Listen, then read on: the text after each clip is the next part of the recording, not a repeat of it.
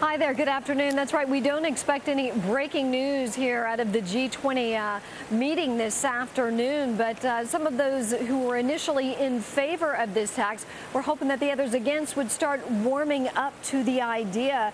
They broke for lunch and will issue a statement a little bit later this afternoon. Earlier this morning, we saw Treasury Secretary Tim Geithner, Fed Chairman Ben Bernanke, and other leaders of the G20 arrive here at the IMF. The U.S. delegation was hoping that the economic climate here in the U.S. and abroad would add to the pressure to those countries who are not favoring the tax. I spoke with France's Finance Minister Christine Lagarde just a few hours ago.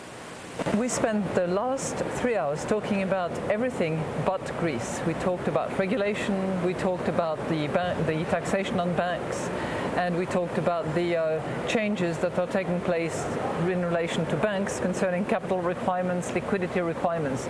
So we are focusing on the long-term issues, and of course we are also very much concerned about the short-term issue. So I'm personally working on the Greek issues at the same time.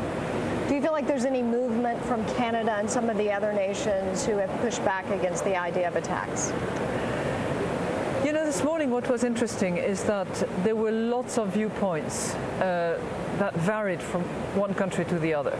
And essentially the line was drawn between those countries that have suffered as a result of banks being in default or being in a bailout situation, and those countries that did not have to suffer the same trauma.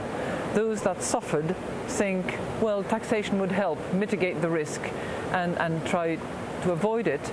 Other countries thought, well, you know, we did not need a tax, we did not have a crisis, we do not need to pick up the cost.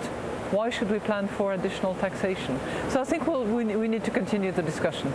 You feel like by June or November at the next G20 meeting? I would hope that the IMF can release a new revised report at the June meeting, yes. Now, if you take a look at this map, the areas in purple is where the support originally lied. That is the U.S., France, Germany, and the U.K. In red, those opposed Canada, South Africa, Japan, Australia, and India. Of course, Brazil somewhat in the middle.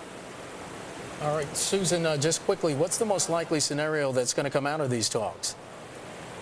Well, the most likely is that we've been thinking is that, you know, all of those represented here would agree that something had to be done and that they would issue some sort of statement saying that they were seriously considering this and that they would take it up again with a more formal statement at the next G20 meeting.